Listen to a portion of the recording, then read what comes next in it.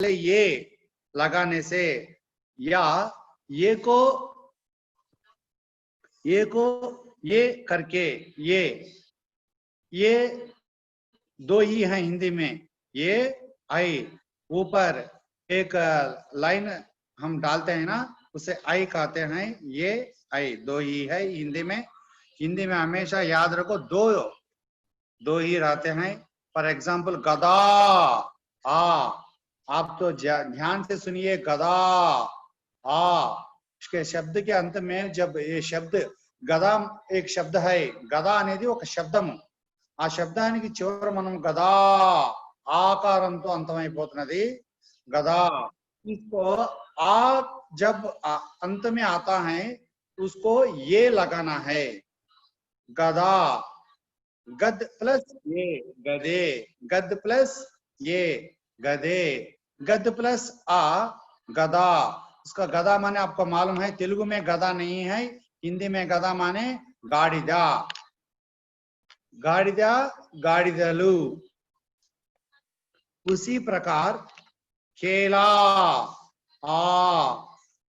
केला दूसरा महाप्राण केला।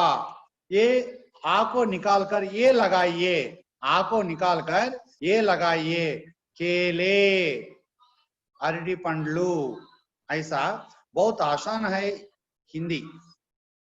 बेड़िया बेड़िया या में आ शब्द है, वो उसको आ को निकालकर మీరు ఆని తీసేసి ఏ చేర్చండి। ये महाप्राण अल्प प्राण दो आए, उसमें ये अल्प प्राण लगाइए।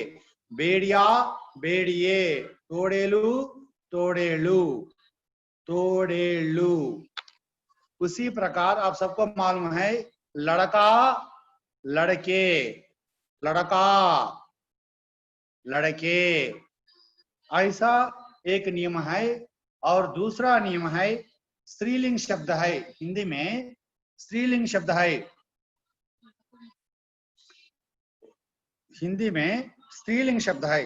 स्त्रीलिंग शब्द के लिए आपको मैंने बहुत कई बार बताया, पहला ई या दूसरा ई, पहला ई या दूसरा ई। మొదటి ఈ లేదా రెండవ ఈ। మొదటి ఈ అంటే ఇల్లు, రెండవ ఈ అంటే ఈగా, ఇల్లు ఈగా అనేటువంటి శబ్దాలతో వచ్చేటువంటి శబ్దాలన్నీ కూడా స్త్రీలింగ శబ్దాలు హిందీలో। ఆ శబ్దంతో అంతమైపోతుంటాయి ఈ ఇలా అంతమయ్యేటువంటి శబ్దాలన్నీ కూడా స్త్రీలింగ శబ్దాలు కాబట్టి వీటికి మీరు ఏం చేర్చాలి చివర? ఇయా ఈ యా ఇయా అనేది కనుక చేర్చినట్లయితే అది స్త్రీలింగ బహువచన శబ్దాలుగా మారిపోతాయి।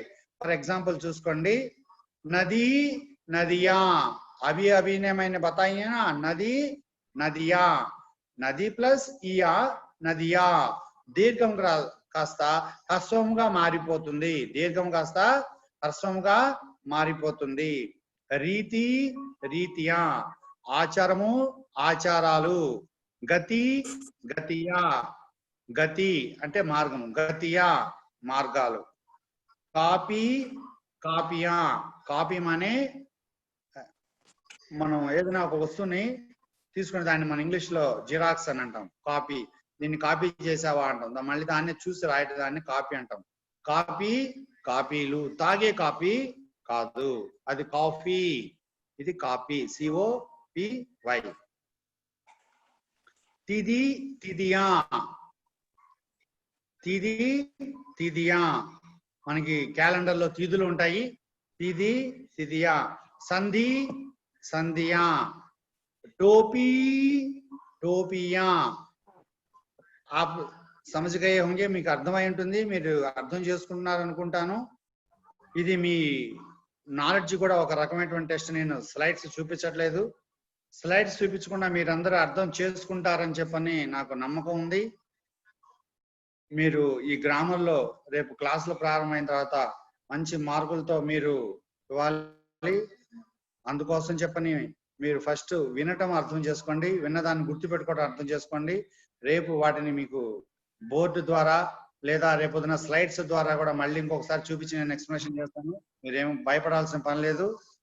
మీకు ఇక్కడ కనుక మీకు అర్థం చేసుకున్నట్టే ఈ లేదా ఈ అనేటువంటి శబ్దాలతో అంతమైపోయేటువంటి ప్రతి శబ్దానికి చివర ఇయా కనుక మీరు చేసినట్లయితే అవి స్త్రీలింగ బహువచన శబ్దాలుగా మారిపోతాయి. అలానే నెక్స్ట్ ఇంకొక రూల్ ఉంది చూడండి, హిందీ నియమం ఎంత ఈజీగా కొండ గుర్తులు ఇవన్నీ మీకు నేను చెప్పేవన్నీ కొండ గుర్తులు, ఒక్కసారి చెప్తే గుర్తుండిపోతాయి. మొదటి దాంట్లో రెండవ చివర ఏ చేర్చండి అని చెప్పాను, కేలా కేలే. రెండవ దాంట్లో స్త్రీలింగ శబ్దాలు ఉంటాయి కొన్ని, హిందీలో కొన్ని స్త్రీలింగ శబ్దాలు ఉంటాయి. ఆ స్త్రీలింగ శబ్దాలకి చివర మీరు ఇయా అని కనుక చేర్చినట్లయితే అది స్త్రీలింగ బహువచన శబ్దాలు అవుతాయి. మూడోది సంబంధాలను తెలియజేస్తాయి. रिश्ता को बताने वाले शब्दों के अंतिम आ में कोई परिवर्तन नहीं होता. అంతిమ ఆ మీకు కొన్ని రిలేషన్స్ కలగజేసేటువంటి శబ్దాలు ఉంటాయి. ఆ రిలేషన్ శబ్దాలు చివర ఆ అనేటువంటి మహాప్రాణంతో ఎండింగ్ అయిపోతుంటాయి. అవి అలానే ఉంటాయి, ఏమీ మారు, చివర కూడా అవి అట్లానే వస్తాయి. ఫర్ ఎగ్జాంపుల్ చూడండి, మామా దీంట్లో ఆ అనేటువంటి శబ్దం ఉంది. మళ్ళానే దాన్ని ఏమైనా మామ అనేటువంటి శబ్దాలు మామలు అని మనం తెలుగులో అనగలుగుతున్నాం, కానీ హిందీలో అనలేము. మామా ఏకవచనం మామ, బహువచనం కూడా మామ. అంటే ఇక్కడ కొన్ని బంధుత్వాలకు సంబంధించినటువంటి కొన్ని శబ్దాలు ఏకవచనానికి అదే, బహువచనానికి అదే వాడతాము. చాచా బాబాయి, బాబాయిలు అని మనం తెలుగులో అంటాం, కానీ తెలుగులో లు చేరుస్తాం, కానీ హిందీలో చాచా ఏకవచనానికి అదే, బహువచనానికి కూడా అదే. ఇప్పుడు మీకు కొన్ని అర్థాలు బాగా అర్థమైనాయి అనుకుంటాను. చాలా ఈజీ నియమము. స్త్రీలింగ శబ్దాలు ఉంటాయి కొన్ని. ఈ స్త్రీలింగ శబ్దాలకి చివర అమ్మాయిలు అబ్బాయిలు చాలా జాగ్రత్తగా వినాలి. వీటికి మీకు తెలుగులో చెప్తున్నాను. స్త్రీలింగ శబ్దాలు ఉంటాయి.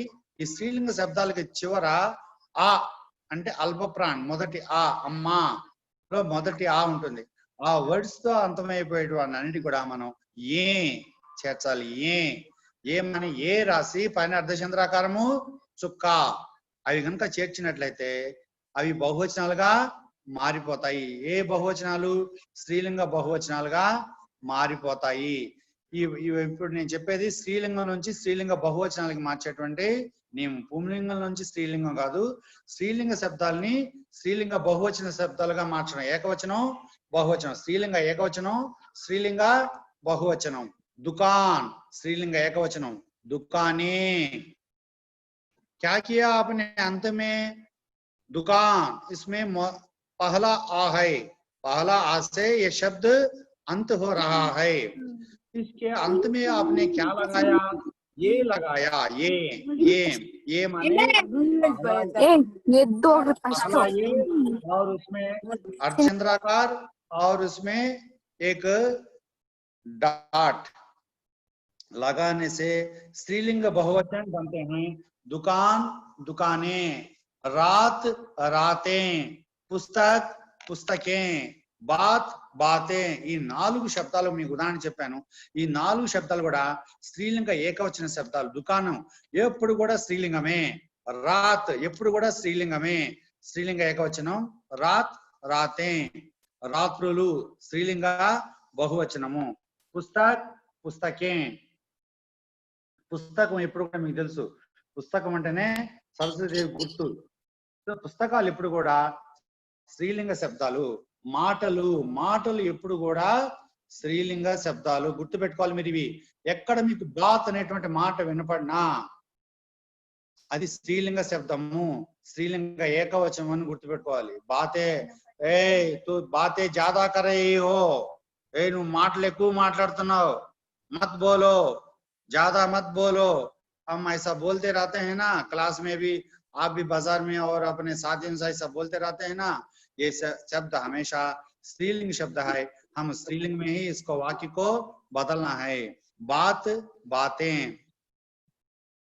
नेक्स्ट पॉइंट, स्त्रीलिंग शब्दों के या को या करके చూడండి. ఎక్కువగా శబ్దాలు ఎక్కువగా స్త్రీలింగ శబ్దాలు ఎక్కువగా ఉంటాయి మనకి భాషలలో, లాంగ్వేజెస్ లో. ఎక్కువ కూడా స్త్రీలింగ శబ్దాలు ఎక్కువగా ఉంటాయి. ఈ స్త్రీలింగ శబ్దాలని చివర మనము ఎక్కువగా యా, యాకు దీర్ఘమిస్తే या, ఈ या की चिवर या, माने क्या करना है, या के ऊपर अर्धचंद्राकार और एक डॉट लगाना है। इससे ये बहुवचन शब्द बनते हैं। ये भी स्त्रीलिंग शब्द है। ఇవి కూడా స్త్రీలింగ శబ్దాలే. ఎక్కువగా శబ్దాలు స్త్రీలింగ శబ్దాలుగా ఎక్కువగా ఉంటాయి. మనకి భాషలలో లాంగ్వేజెస్ లో స్త్రీలింగ శబ్దాలు ఎక్కువగా ఉంటాయి. కానీ ఎక్కువగా హిందీలో, మన హిందీలో ఎక్కువగా స్త్రీలింగ శబ్దాలు ఎక్కువగా ఉంటాయి. కాబట్టి మనం వాటిని ఈ స్త్రీలింగ శబ్దాలే వీటిని స్త్రీలింగ బహువచనాల్లోకి ఎలా మార్చుకోవాలని చెప్పని మనం చూసినట్లయితే, ఒక గుర్తు సూర్యుడు ఎటువైపు ఉదయిస్తాడు, తూర్పున ఉదయిస్తాడు. చిన్న పిల్లవాడు కూడా చెప్తాడు. అట్లానే మనకి హిందీలో కూడా కొన్ని కొండ గుర్తులు ఉండిపోయినాయి. కొన్ని ఆ గుర్తులు మనం ఇక మార్చలేము, చెరపలేము, ఇక ఏ రకంగానూ వాటిని వేరే విధంగా చెప్పలేము. సింపుల్ నియమాలు. యా అనేటువంటి శబ్దం కనుక వచ్చినప్పుడు చివర యా చేర్చండి. చిడియా, चिड़िया, माने उसको क्या करना है, चिड़िया के ऊपर अर्धचंद्राकार और उसके ऊपर उसके बीच में अर्धचंद्राकार के बीच में एक डांट लगाना है। आपको अंग्रेजी में बता रहा हूँ, डांट माने आपको समझते हैं ना, तेलुगु में चुक्का कहते हैं।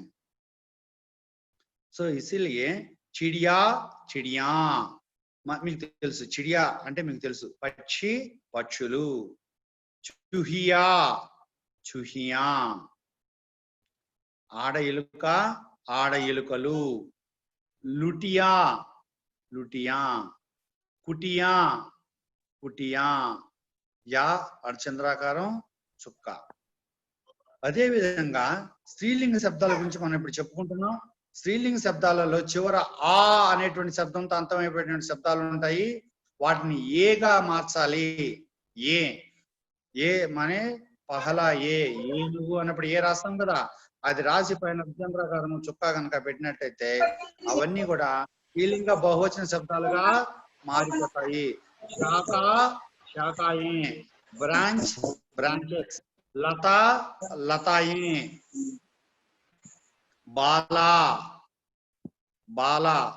తెలుగులో కూడా మనం బాల అని అంటాం, బాలికల నుంచి వచ్చింది బాల.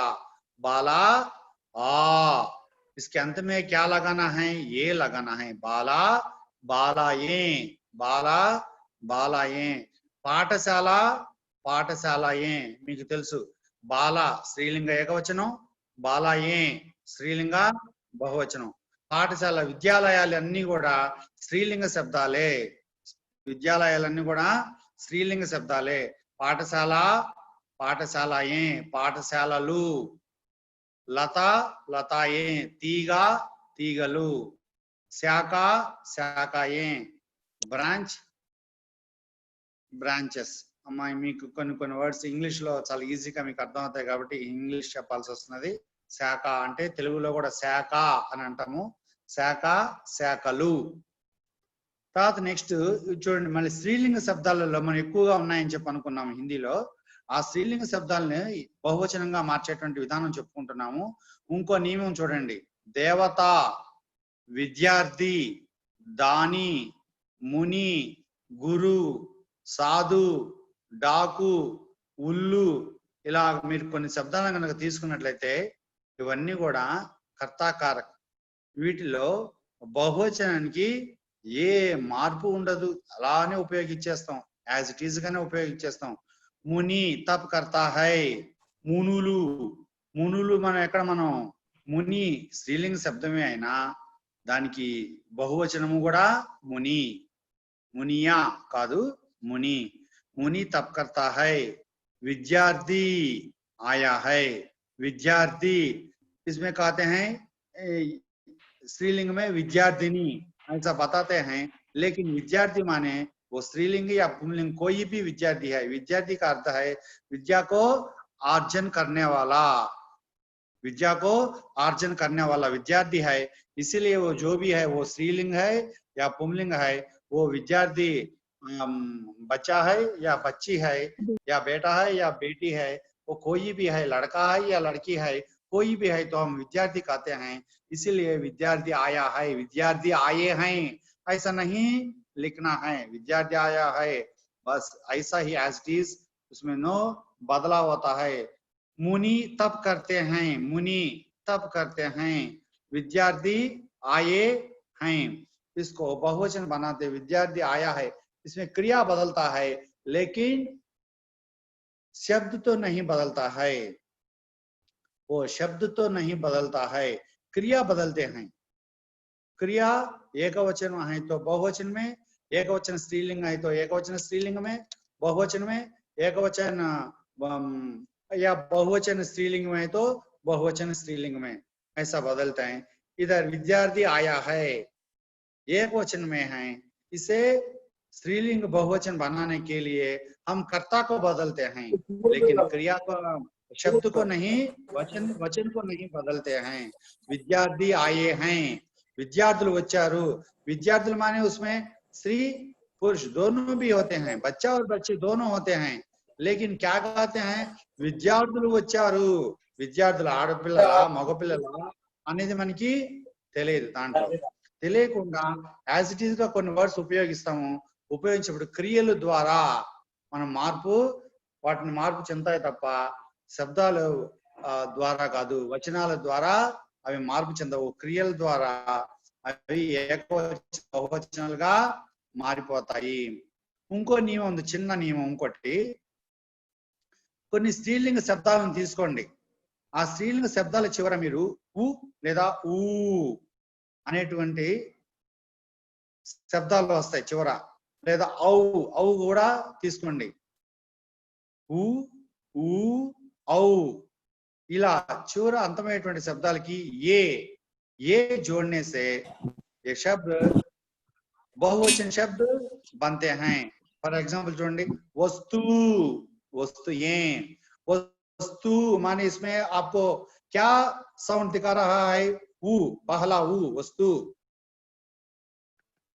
తెలుగులో వస్తు కాదు, వస్తు అంటే కమింగ్ అది కాదు, హిందీలో వస్తువులు, వస్తు వస్తుయే, ఋతు ఋతుయే, ఋతువు ఋతువులు, ఋతువు అన్నప్పుడు చూడండి ఊ వస్తుంది మీకు, ఋతు మొదటి ఊలో కూడా కొంతమంది రాస్తుంటారు, దేను దేనుయే, దేను అంటే మీకు తెలుసు మనం అనుకున్నదల్లా ఇచ్చేసేటువంటిది, కామధేను అని మీరు పేరు అంటారు, మనం ఏది అడిగితే అది ఇచ్చేది, గౌ గౌ ఏ,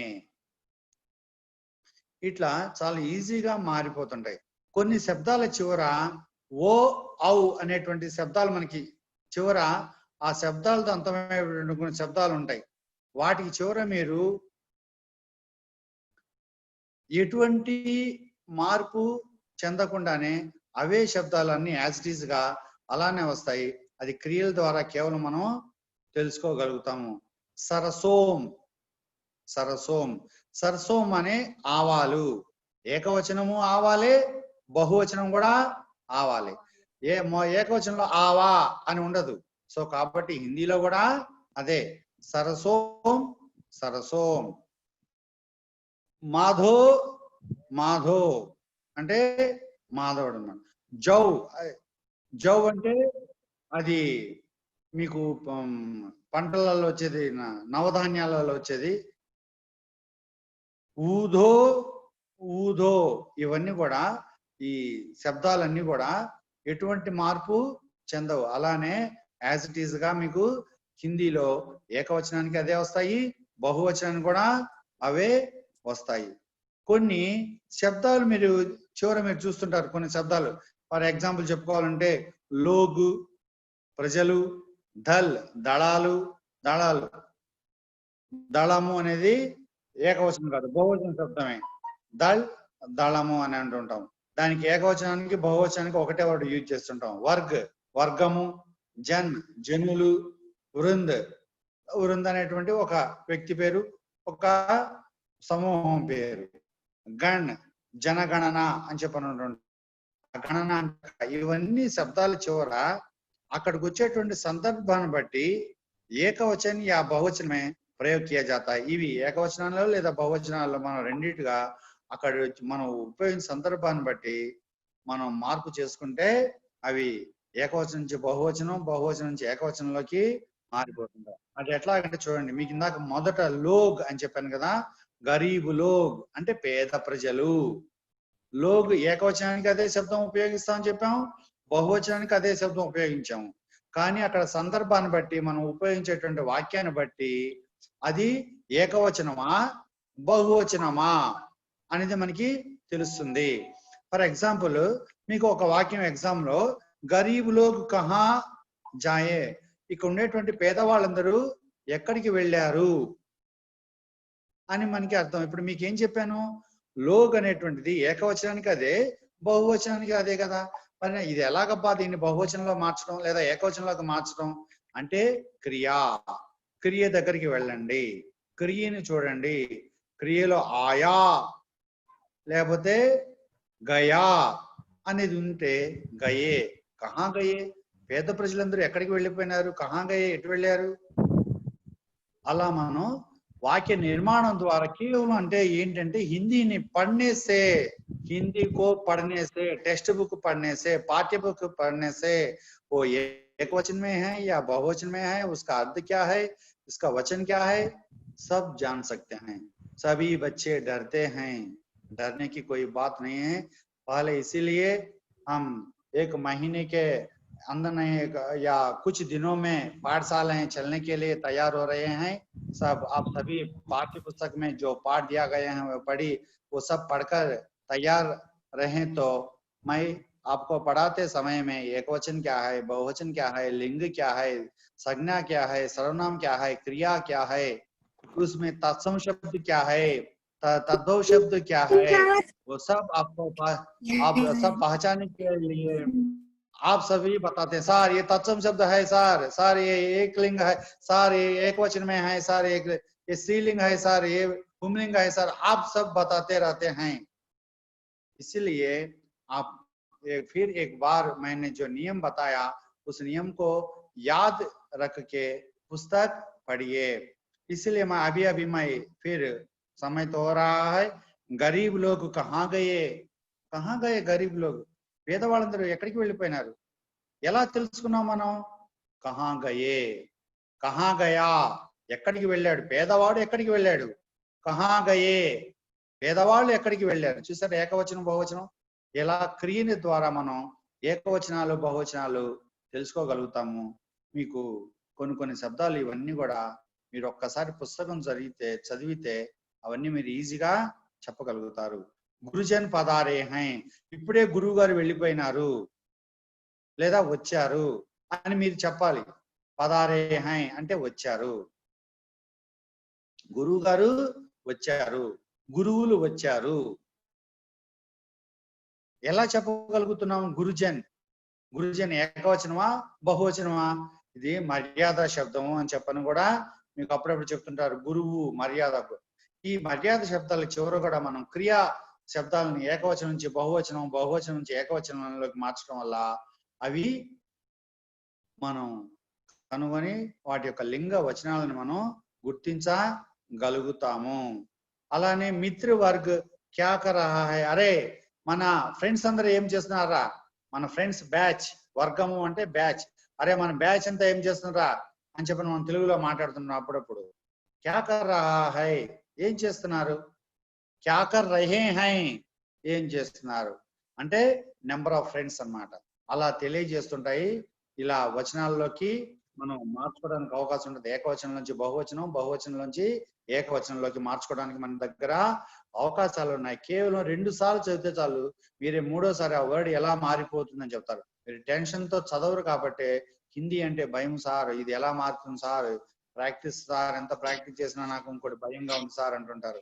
సేవాదళ్ మనం అందరం వింటుంటాం, సేవాదళము అనేటువంటి వర్డ్ మనం ప్రతి చోట తెలుగులో కూడా రాస్తుంటారు. సేవకులు, సేవాదళము, దళములు, సేవాదళములు అని మీరు వింటుంటారు. ఆ వర్డ్ ఏకవచనమా బహువచనమా, దాన్ని ఏ వచనంలోకి మార్చాలంటే సేవాదళ ఏకవచనము అదే, బహువచనం కూడా అదే.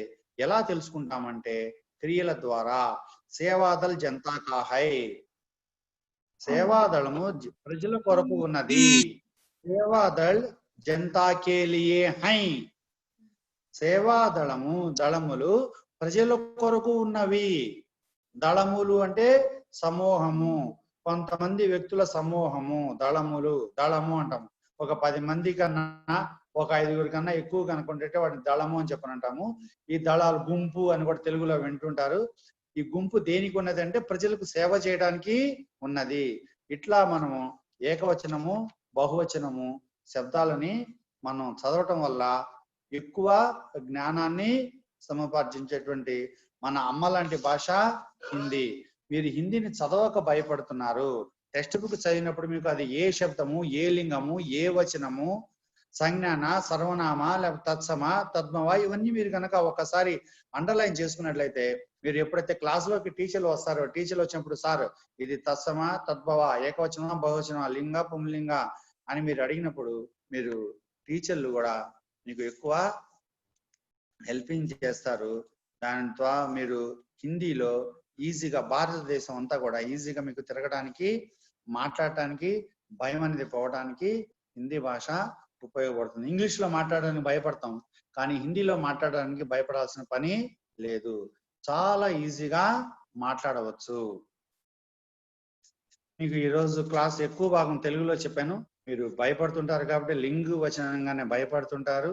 సో మళ్ళీ మనం విసగాన్ని కనుక చూసుకున్నట్లయితే మీకు చెప్తున్నాను, కొన్ని శబ్దాల చివర మొదటి ఆ అకారాంత్, మొదటి దాంట్లో మీకు కొన్ని శబ్దాల చివర అకారాంతంతో అంతమైపోతుంటాయి.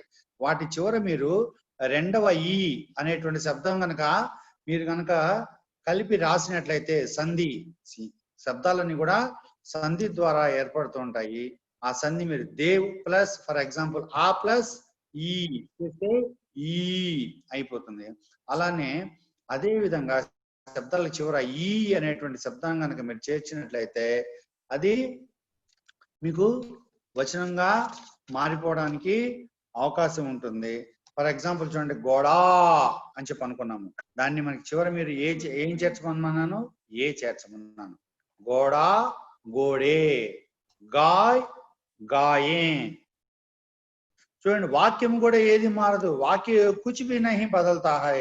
फॉर एग्जाम्पल मैं एक वाक्य बताता हूं, ध्यान से सुनो. घोड़ा घास खा रहा है. గుర్రము గడ్డి తింటున్నది. ఇది మనం ఎందుకు చెప్పుకున్నాం? గోడా చివర ఆ అనేటువంటి శబ్దాలన్నీ కూడా మనం చెప్పుకున్నాం పుంలింగ శబ్దాలు. ఆ అనేటువంటి అంతంతో వచ్చే శబ్దాలను కూడా పుంలింగ శబ్దాలు. వీటికి ఈ అనే శబ్దాలు చేర్చడం వల్ల స్త్రీలింగ శబ్దాలు అవుతాయి అనుకున్నాము. అలానే ఏ అనేటువంటి శబ్దాలు చేర్చడం వల్ల బహువచనంగా మారిపోతాయి. గోడా ఘోడే, ఘాస్ ఘాస్, గడ్డి ఏమి మారదు కదా. ఖా రహే హై, తింటూ ఉన్నాయి. గుర్రాలు గడ్డి తింటూ ఉన్నాయి. క్రియ మారిపోయింది. ఇక్కడ సంజ్ఞ కూడా మారిపోయింది. संज्ञा बदलता है और क्रिया भी बदलता है, लेकिन कुछ नियम कुछ शब्दों में केवल क्रिया ही बदलते हैं, संज्ञा नहीं बदलता है. उसी प्रकार गाय गायें, गाय दाना खा रही है. आవు दाना తింటున్నది. गायें दाना खा रही है. ఆవు స్త్రీలింగ శబ్దం కాబట్టి క్రియ కూడా స్త్రీలింగ బహువచనంలోకి మారిపోతుంది. గాయ్ దానా ఖా రహీ హై. అలానే वचन की पहचान संज्ञा या सर्वनाम शब्दों से ना हो सके तो क्रिया से हो जाती है. మనం ఏకవచనాలు బహువచనాల గురించి చెప్పుకుంటున్నాము. ఏకవచనం బహువచనం అనేది మనం చెప్పలేకపోతున్నాం. సార్ కంటే ఈజీ, ఆయన ఎక్కువ ప్రాక్టీస్ చేస్తారు కాబట్టి ఈజీ. మరి నేను ఎక్కువ ప్రాక్టీస్ చేయను కదా, మరి నాకెలా అని చెప్పినటువంటి డౌట్ ప్రతి పిల్లలకి వస్తుంది. అప్పుడు మనం ఏం చేయాలంటే క్రియని చూడాలి. క్రియని చూడటం వల్ల అది ఏకవచనమా బహువచనమా అనేది తెలిసిపోతుంది. చూడండి, మోర్ నాచ్ రహా హై, మోర్ నాచ్ రహా హై. నెమలి నాట్యం ఆడుతున్నది. ఏ నెమలి అది మనకి తెలియదు, కానీ వచనంలోకి మార్చమని అన్నారు. మోర్, మోర్ అంటే మీకు తెలుసు, మోర్ అనేది పుంలింగ శబ్దము. పుంలింగ శబ్దం కాబట్టి మనం దీన్ని